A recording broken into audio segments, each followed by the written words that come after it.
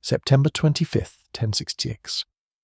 The Roman road stretching north from York trembled under the thunder of thousands of boots as King Harold Godwinson's Saxon army force marched toward a date with destiny. Ahead of them, along the banks of the River Derwent near the village of Stamford Bridge, the most feared Viking warrior in Christendom sat feasting with his men, celebrating a victory they believed had already won them England. Within hours, the last great Viking invasion of England would drown in its own blood, and the legendary shield wall that had terrorised Europe for 3 centuries would shatter against Saxon fury. What neither side knew as they prepared for battle was that this September morning would mark the true end of the Viking Age, the death of the last great Viking king, and a slaughter so complete that chroniclers would struggle to find words adequate to describe the carnage. The story of Stamford Bridge begins not in England but in the frozen fjords of Norway, where Harald Sigurdsson, known to history as Harald Hardrada, the Hard Ruler, had spent decades building a reputation as the most formidable warrior of his age. At 51 years old in 1066, Harald had lived 3 lifetimes' worth of violence. He had fought his first battle at age 15 at Stiklestad in 1030, where his half-brother King Olaf II was killed. Wounded and left for dead, young Harald was smuggled to safety and began an odyssey that would take him from the frozen north to the Byzantine Empire, where he served as commander of the Varangian Guard, the Emperor's elite Norse warriors. For 15 years, Harald had fought across the Mediterranean, from the deserts of Sicily to the mountains of Bulgaria. He had crushed Arab pirates, stormed fortresses in the Holy Land, and allegedly blinded the Byzantine Emperor Michael V in a palace coup. He returned to Norway in 1045 with a fortune in gold, and a reputation as the most dangerous man in the north. He seized the Norwegian throne and spent the next 2 decades consolidating power through ruthless military campaigns. By 1066, Harald Hardrada commanded perhaps 200 ships, and between 9,000 and 15,000 warriors, the largest Norse invasion force ever assembled. His claim to the English throne was tenuous, based on an alleged agreement between his predecessor Magnus the Good and the previous English king Harthacnut. But Harald needed no stronger justification than his own ambition and the thousands of warriors eager for English silver and land. His invasion was made possible by an unlikely alliance with Tostig Godwinson, the exiled brother of England's new King Harold. Tostig had been Earl of Northumbria until 1065, when his brutal rule sparked a rebellion. His own brother King Harold had been forced to exile him to preserve peace. Tostig, burning with resentment, had spent months seeking allies for revenge. He found his champion in Harald Hardrada, offering his knowledge of England's defences and his own small fleet in exchange for the Norwegian king's support. The invasion fleet sailed from Norway in early September 1066, stopping to gather additional forces from Orkney and Scotland. The combined armada, sources suggest between 200 and 300 ships, was the largest Viking fleet to approach England since the days of the Great Heathen Army 2 centuries before. Each longship, sleek and deadly, carried between 50 and 80 warriors. The dragon-prowed vessels represented the perfection of Norse shipbuilding, capable of crossing oceans yet shallow enough to navigate rivers deep into enemy territory. The fleet entered the Humber estuary and sailed up the River Ouse toward York, the great city that had once been Jorvik, capital of the Viking kingdom of Northumbria. The northern earls, Morcar of Northumbria and Edwin of Mercia, gathered their forces to oppose the invasion. On September 20th, the 2 armies met at Gate Fulford, just south of York. What happened at Fulford was a masterclass in Viking warfare. The northern earls commanded perhaps 3,000 to 5,000 men, a respectable force but smaller than Harold's army, and composed largely of the local fyrd, the militia levies that formed the backbone of Saxon military power. The English deployed in a traditional shield wall along marshy ground near the River Ouse, using the terrain to protect their flanks.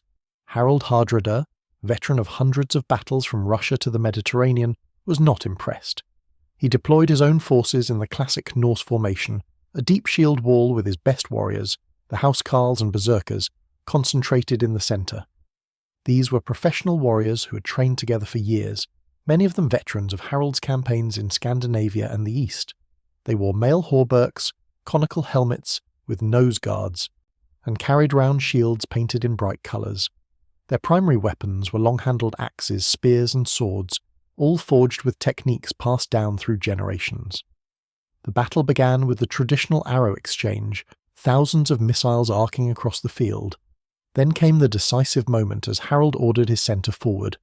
The Viking shield wall advanced like an avalanche, shields overlapping in the classic Skjaldborg formation. The front rank held shields edge to edge, creating a continuous barrier. The ranks behind pressed forward, adding their weight and reaching over with spears to strike at enemies. The distinctive sound of a shield wall advance was terrifying. The rhythmic crash of shields against shields, the roar of thousands of warriors chanting their battle cries, the thunder of boots shaking the ground. When the two shield walls collided at Fulford, the impact was devastating. The English line held initially, but Harold had a plan. He deliberately held back his right wing, drawing the English forward in pursuit while his left wing, composed of his most experienced warriors, drove deep into the English left flank. It was a tactical manoeuvre worthy of a Roman general, and it worked perfectly. The English left collapsed under the ferocious assault. Morcar's warriors found themselves pushed back into the marshy ground near the river, where footing became treacherous.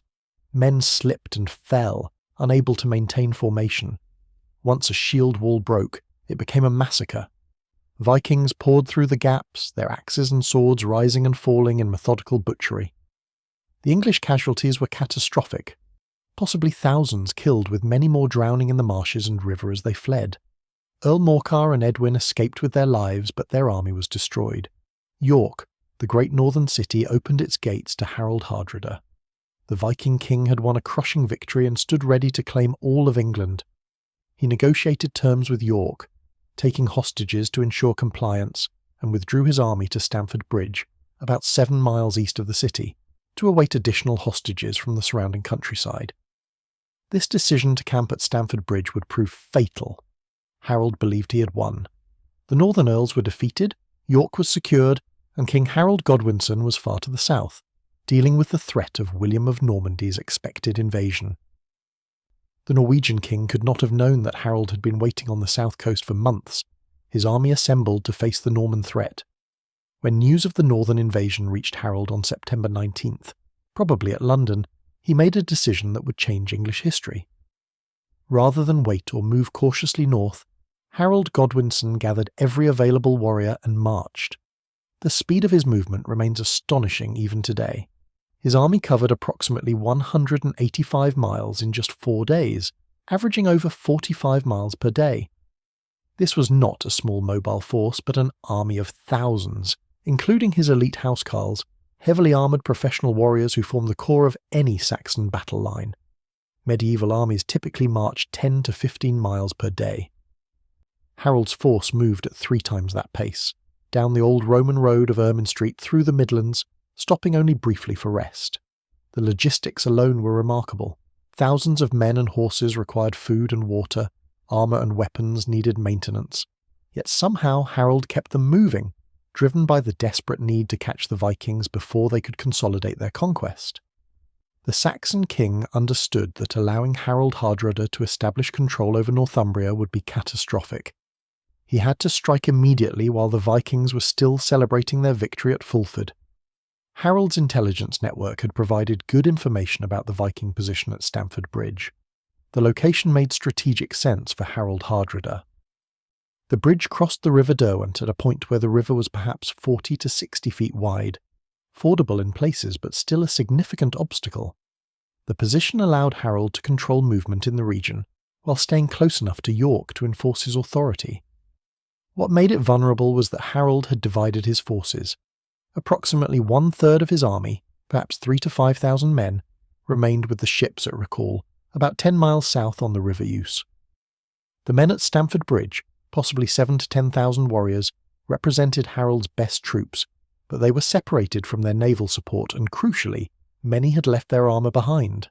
September 25th dawned warm and sunny, unusually hot for late September in northern England. The Vikings at Stamford Bridge were relaxed. Many stripped to their tunics or bare-chested in the heat. They were expecting hostages from the region, not a battle. Some sources suggest they were feasting, though this may be dramatic embellishment.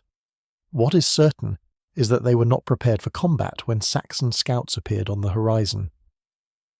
The first indication of disaster came when lookouts spotted the glitter of sunlight on metal in the distance. An enormous army was approaching from the south, thousands of warriors marching in good order, banners flying, the unmistakable sight of a royal host.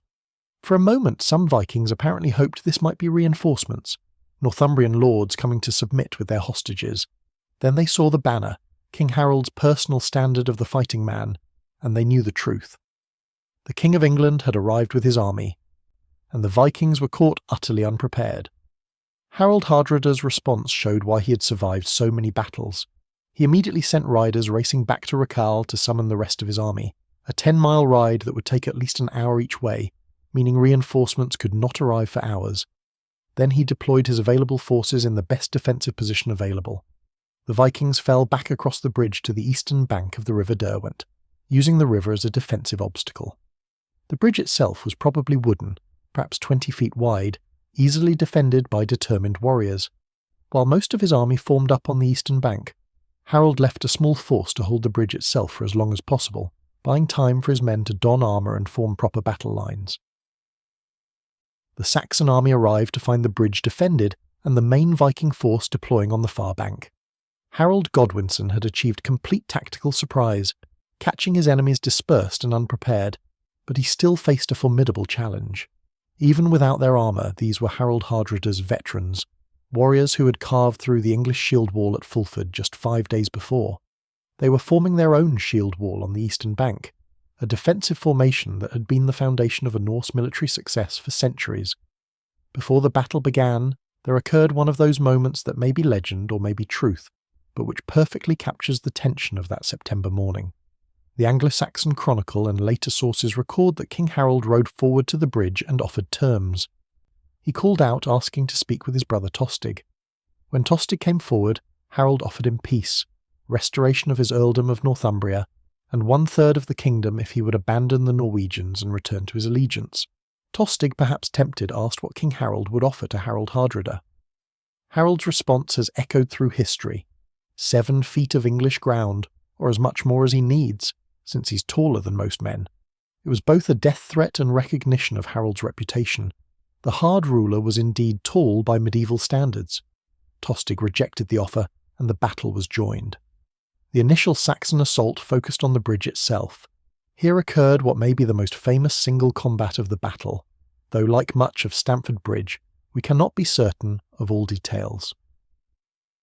According to the Anglo-Saxon Chronicle and later Norse sagas, a single Viking warrior held the bridge against the entire Saxon army. This unnamed giant, possibly one of Harold's berserkers, took position at the narrow bridge with his axe and simply would not be moved. The account describes him killing 40 Englishmen, holding the bridge for perhaps an hour while behind him the Viking army armed and organised. The Anglo-Saxons tried everything. Warriors charged singly and in groups, arrows bounced off his armour, or the man dodged them. Spears were deflected by his shield. All the while, his great axe rose and fell, and Englishmen died. Bodies began to pile up at the bridge approach, making it even more difficult to assault. The warrior's stand has become legendary, an embodiment of Viking courage and martial skill. The Saxons finally overcame him through what the sources delicately call stratagem. According to one account, a Saxon warrior floated underneath the bridge in a half-barrel or small boat and thrust a spear up through the gaps in the wooden planks, striking the Viking from below where he had no protection. The great warrior fell, and the bridge was open. The Saxon army poured across. Now came the true test of both armies. On the eastern bank of the Derwent, Harald Hardrada had formed his shield wall. Even caught by surprise, even missing much of their armour, the Vikings deployed in their traditional formation.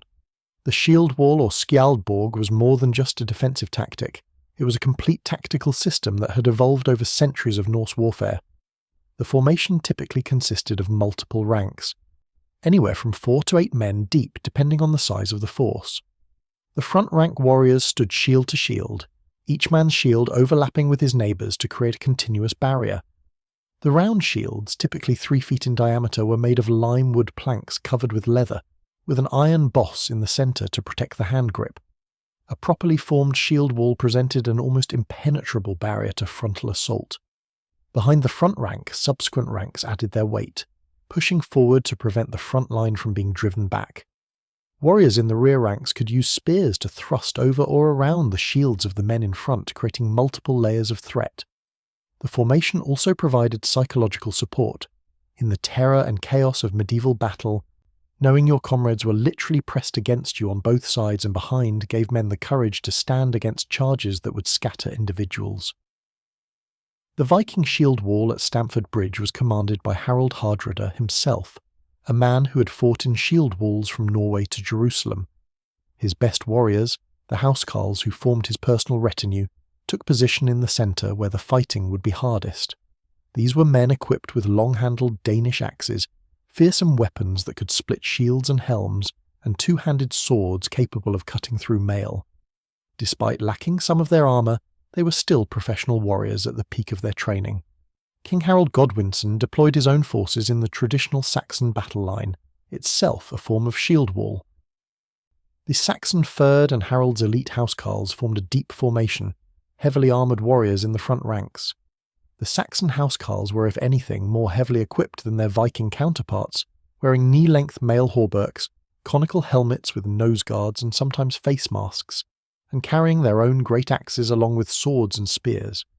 These men were professional soldiers, maintained in the service of the king and great nobles, trained since youth in the art of war.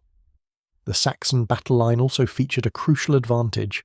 Harold's army was fully equipped and fresh, or at least as fresh as an army could be after marching 185 miles in 4 days. They had their full complement of armour, weapons and shields. The Vikings, by contrast, were missing perhaps a third of their armour, left behind at the ships or discarded in the heat. Some warriors fought with only a shield for protection. When two shield walls met in battle, the experience was unlike anything in modern warfare. The initial collision was apocalyptic. Hundreds of warriors running at full charge slammed into a stationary formation with a crash that could be heard miles away. Shields splintered. Men in the front ranks were crushed by the force of impact, ribs cracking, bones breaking from the sheer compression. The sound was overwhelming, wood splitting, metal on metal, men screaming in pain and fury. After the initial impact, the battle became a horrific pushing match. Both formations leaned into each other, each side trying to drive the other backward. Men in the front ranks fought with short, brutal movements. Axes rose and fell. Spears thrust forward in quick jabs. Swords, often unusable in the press, were abandoned for knives that could be used in the close quarters. The men in the front rank had the most dangerous position. They faced direct combat while being pushed from behind, unable to retreat even if they wanted to. Many warriors in the front rank survived only minutes before being cut down or pulled down by hooks and hands to be finished on the ground. As men fell, others from the rear ranks stepped forward to fill the gaps. The key to victory in a shield wall battle was maintaining formation. Whichever side kept its line intact while breaking the enemy's line would win. A gap in the shield wall was catastrophic. Enemy warriors would pour through, attacking the now exposed flanks of the formation, rolling up the line from the inside. Once a shield wall broke, it rarely reformed. What followed was not battle but slaughter. At Stamford Bridge, the two shield walls ground against each other in brutal combat. The Vikings fought with desperate courage. They knew they were outnumbered, under-equipped, and with their backs to the river. There would be no mercy if they broke. Harold Hardrada moved up and down his line, his presence inspiring his warriors to hold. At 7 feet tall, wearing his royal armour and wielding his great sword, he was impossible to miss. The fighting raged for hours. The meadow east of the bridge became a charnel house. Bodies piled up where the shield walls met. The ground turned to mud soaked with blood and churned by thousands of boots. Men slipped on entrails. The stench of opened bodies mixed with the smell of sweat and fear. Warriors fought in a red mist, arms growing heavy, shield arms going numb from repeated impacts, but the lines held. Then Harold Hardrada made a critical mistake born of desperation. Seeing his line beginning to waver under the relentless Saxon pressure, the Norwegian king led a counterattack from the centre of his formation. Harald burst from the shield wall with his best warriors, trying to drive a wedge into the Saxon line through sheer ferocity. For a moment, it worked. The unexpected aggression pushed the Saxons back. Harald and his champions carved a bloody path through the English ranks, axes and swords reaping a harvest of Saxon dead. But then an arrow, shot from somewhere in the Saxon ranks, struck Harald Hardrada in the throat. The sources describe the king clawing at the shaft before collapsing. Other accounts place the arrow in his windpipe or chest.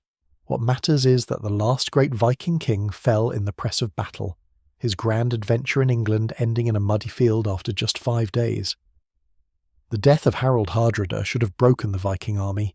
The loss of their king and commander, already outnumbered and exhausted, would have given any force excuse to rout.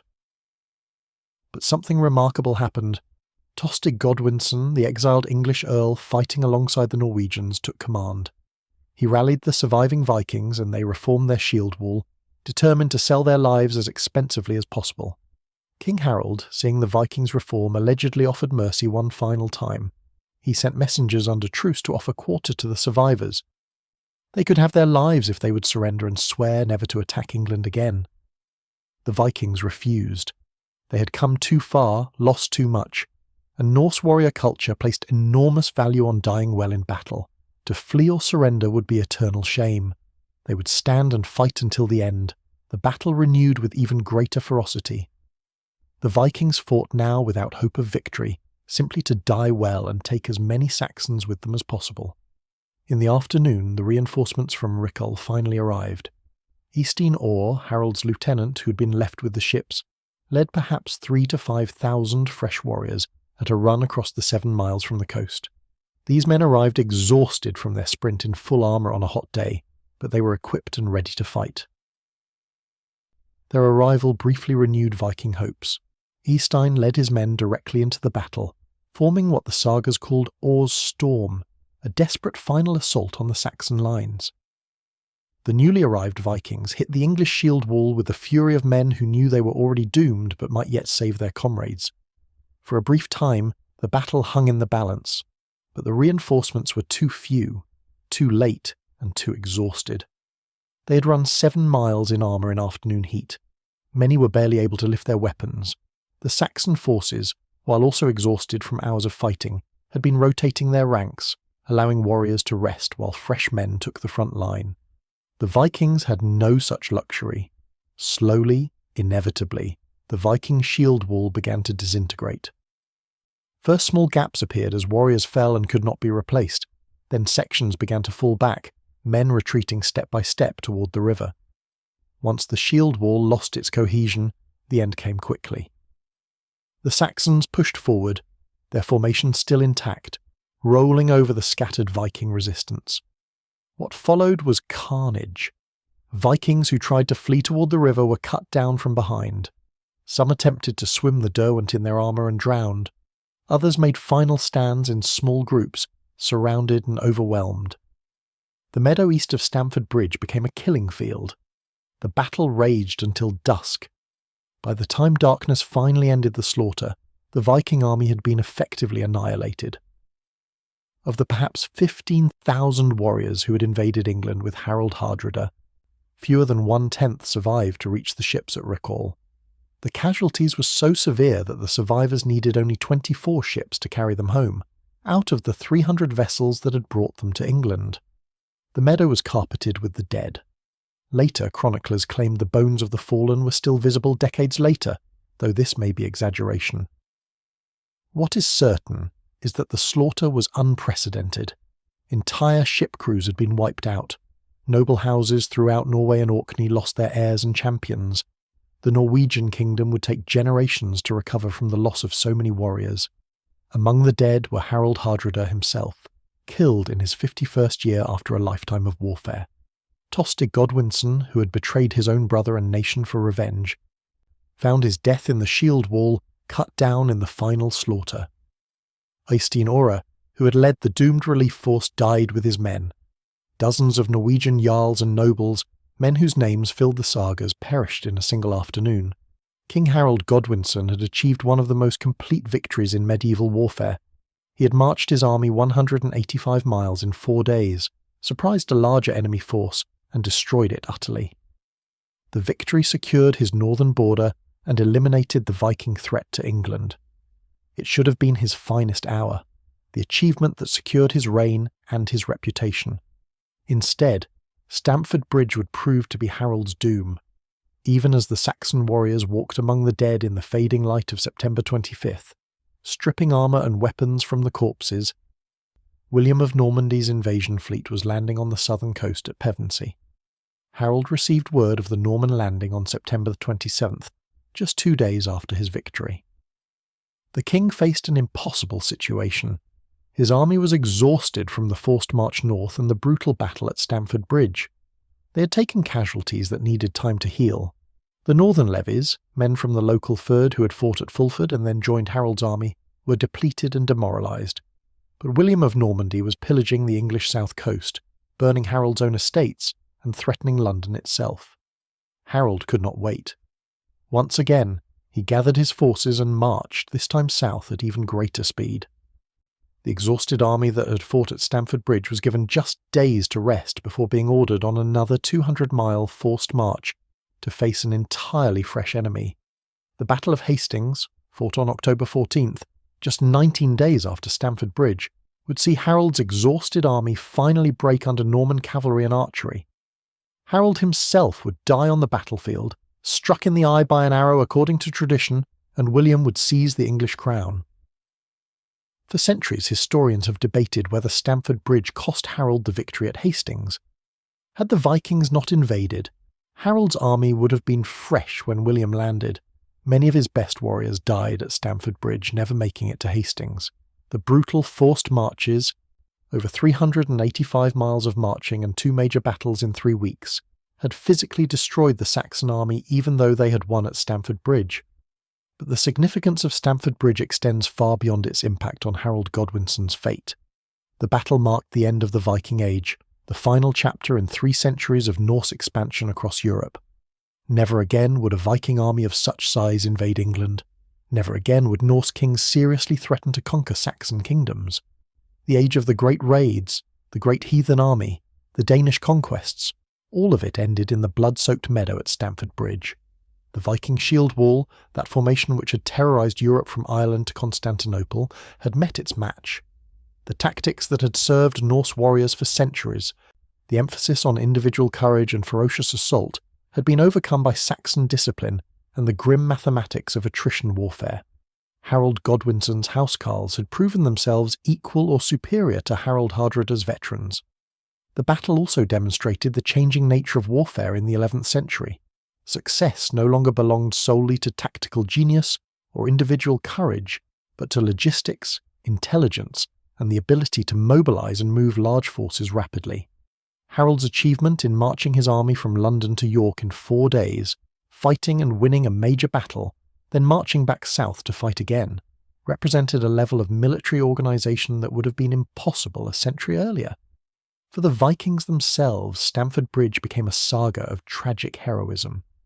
The Norse sources, written down in Iceland and Norway in later centuries, emphasise the courage of Harald Hardrada and his warriors, their refusal to flee or surrender, their determination to die well.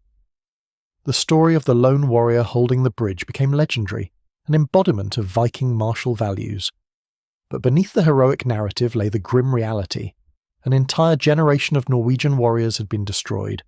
The flower of Norse military might, veterans of campaigns across Europe and the Mediterranean, had been slaughtered in a single afternoon by an enemy they had underestimated. The Vikings at Fulford had mocked the northern English levies, crushing them with professional ease. 5 days later they faced Harold's elite housecarls and discovered that not all Saxons were created equal. In the broader sweep of history, Stamford Bridge represents a hinge point between ages. Before Stamford Bridge, England's greatest threats came from Scandinavia.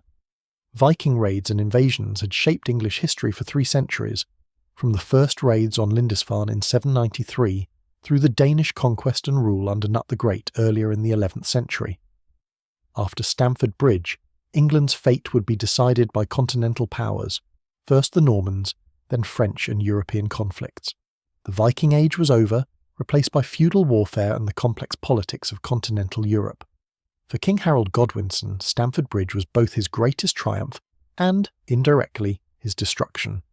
In a single campaign, he had marched further and faster than any medieval army, achieved surprise against a larger enemy force, and won a victory so complete that it eliminated the Viking threat to England forever.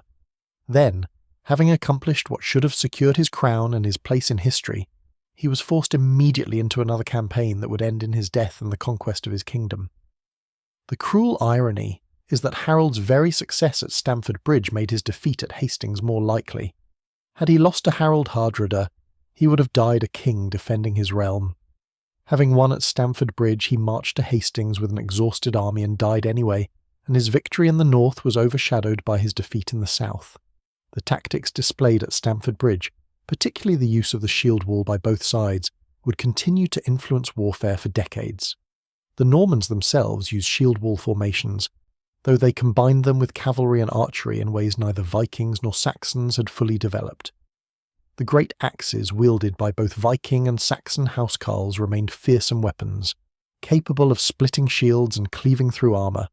At Hastings, Norman cavalry would learn to fear the axes of Harold's housecarls, which could kill horses and riders with a single blow. But the military world was changing. Stamford Bridge was won with infantry tactics that would have been recognisable to warriors from centuries earlier. Hastings, just 19 days later, would showcase the combined arms tactics of cavalry, infantry and archery that would dominate medieval warfare. The shield wall, that ancient formation of overlapping shields and brave warriors, was becoming obsolete, though it would take time for commanders to fully recognise it. The memorial to Stamford Bridge is not a grand monument, but a quiet village and a bridge over a modest river in Yorkshire. The battlefield itself has been modified by centuries of farming and development. No mass graves have been discovered, though this is not surprising given medieval burial practices and the passage of nearly 1,000 years. Local tradition places various parts of the battle at different locations, though historians debate the exact details. What remains is the story, preserved in both English and Norse sources, of a battle that should have been Harold Hardrada's coronation march but became his funeral. The Anglo-Saxon Chronicle, that remarkable year-by-year account of English history kept by monks across the kingdom, describes the battle in terms both factual and emotional. The chronicler records the death of the Norwegian king and the destruction of his army, but also notes the valour of the Vikings who refused to surrender. Later Norse sagas, particularly Snorri Sturluson's Heimskringla, written in the 13th century, preserve Norwegian perspectives on the battle. These sagas emphasise Harold's lifetime of achievement, his service in Byzantium, his conquest of Norway, his reputation as a warrior. Stamford Bridge becomes the tragic end to a legendary career, the old warrior finally meeting his fate in England, just as his more famous ancestor Ragnar Lothbrok was said to have died in a snake pit at the hands of King Aelle of Northumbria centuries before. The sagas also preserve details that the English sources omit: the composition of Harold's army, the role of various Norwegian jarls, and the desperate last stand led by Eystein Ore. According to Norse accounts, Ore's final charge briefly pushed back the English lines, giving the Vikings hope of escape, but exhaustion and numbers told against them. The storm that Eystein raised broke against the Saxon shields and died with him in the mud. One particular detail from the Norse sagas captures the desperation of the Viking position. When messengers returned from King Harold's peace offer, having been rejected, a warrior allegedly asked Tostig if they should not have accepted, as they were clearly going to die. Tostig's response, according to the saga, was simple: "We came for a kingdom or a grave. We will have one or the other." They got the latter. The historical significance of Stamford Bridge extends to the larger question of what might have been. Harold Hardrada, had he won, would have been a formidable King of England. His experience as a ruler in Norway, his military genius demonstrated across Europe and the Mediterranean, and his iron will might have created a very different England.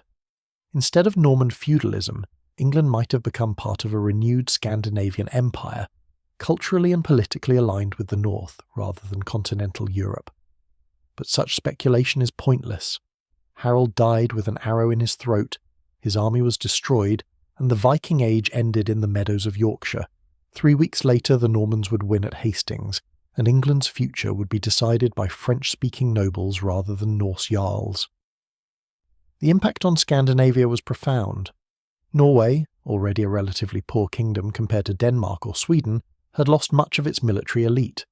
The young men who might have led the next generation of warriors were dead in England, their wealth and weapons stripped from their corpses by Saxon looters. The political situation in Norway became chaotic as various factions fought for control in the absence of Harald's strong hand. Denmark, under King Svein Estridsson, briefly considered his own invasion of England to take advantage of the chaos following Hastings, but the disaster at Stamford Bridge deterred him. If Harald Hardrada, the most feared Viking warrior of his age, could be destroyed so completely, what chance did others have? The age of Viking conquest was over. Norse warriors would continue to serve as mercenaries, particularly in the Varangian Guard in Byzantium, but the days of great invasion fleets were finished. For England, Stamford Bridge was the last time a Saxon army would win a major victory defending the realm. Harold's triumph came too late to save him or his kingdom. Within a month, the Anglo-Saxon nobility would be dead or scattered, William would be crowned king, and England would begin its transformation into a Norman state. The Saxon housecarls who had shattered the Viking shield wall at Stamford Bridge would die to the last man at Hastings, standing in their own shield wall around Harold's banner, until Norman knights and archers finally overwhelmed them. The military lessons of Stamford Bridge are worth examining. Harald Hardrada's failures were tactical and strategic.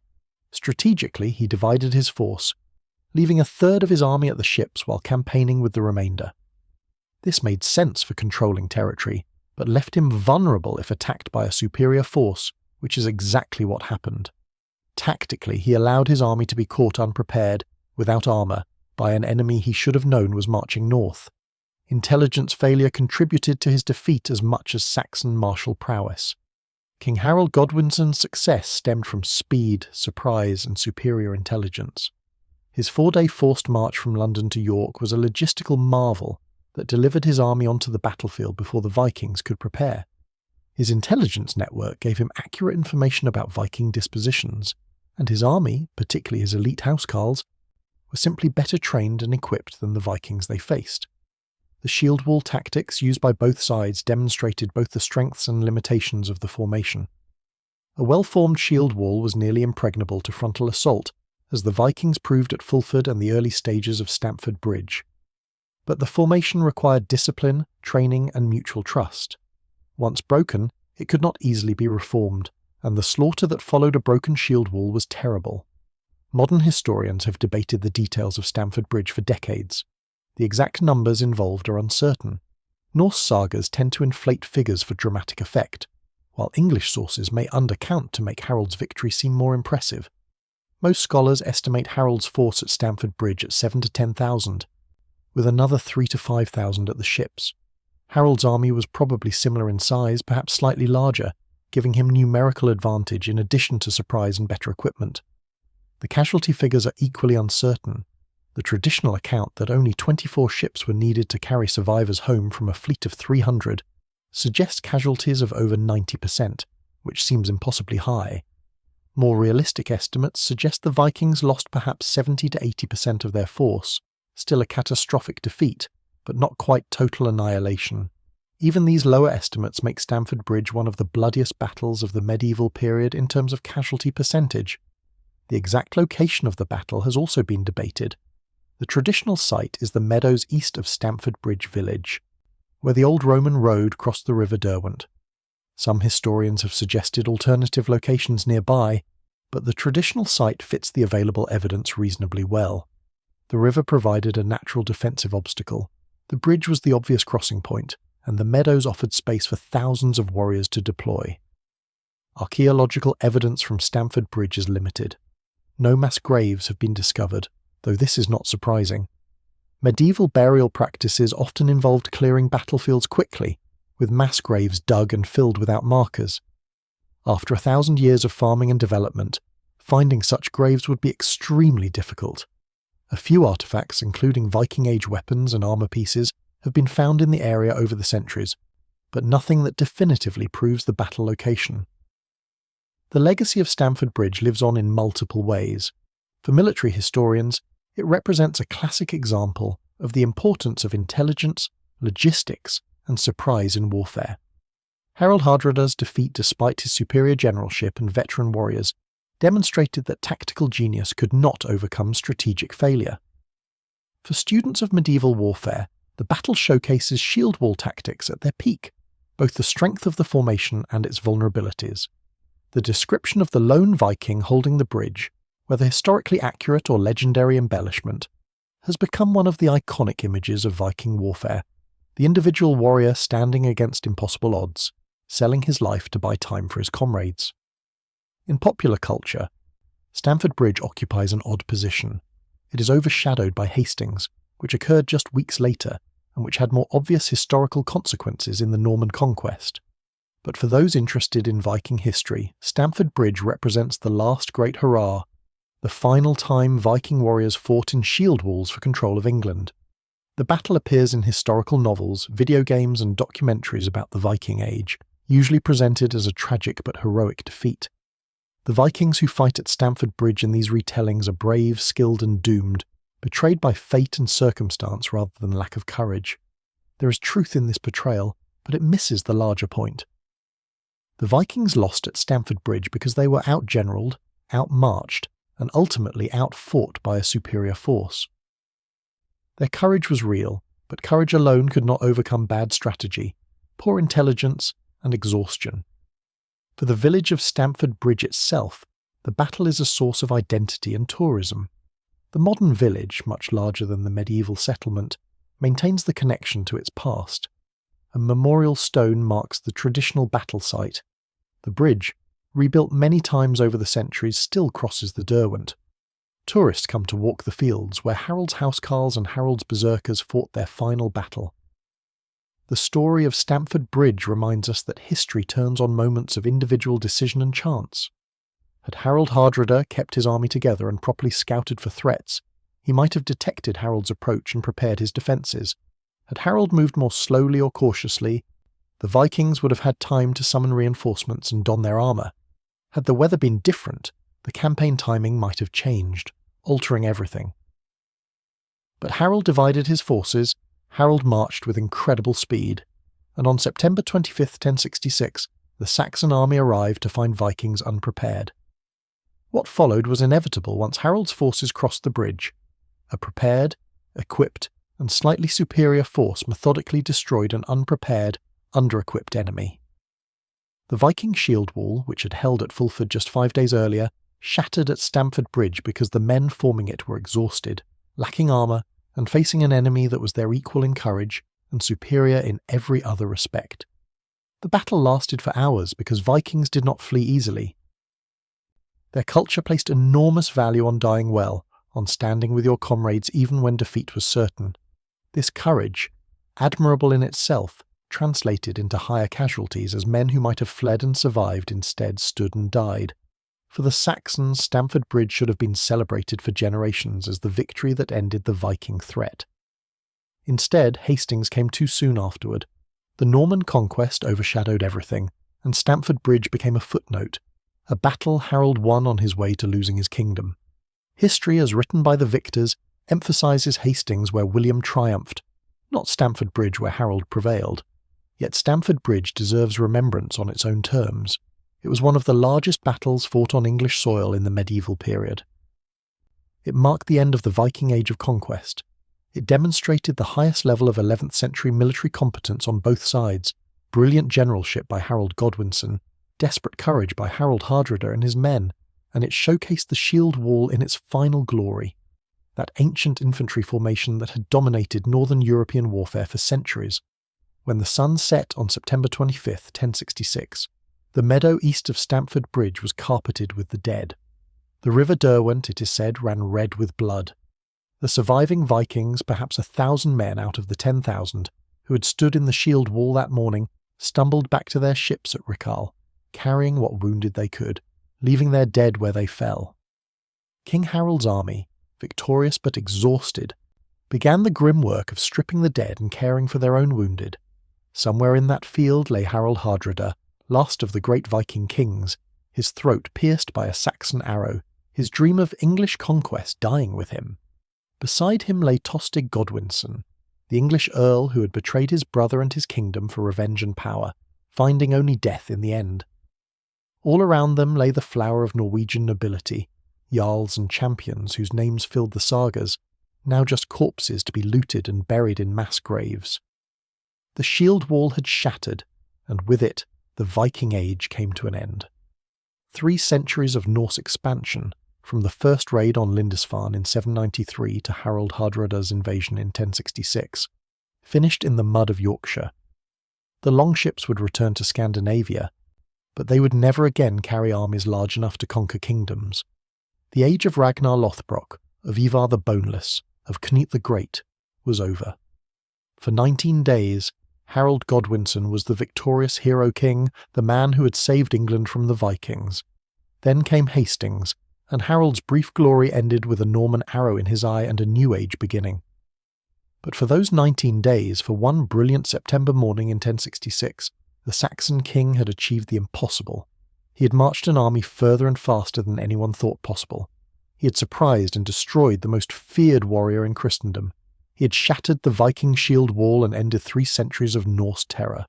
Stamford Bridge was Harold Godwinson's masterpiece, a tactical and strategic triumph that should have secured his place among England's greatest kings.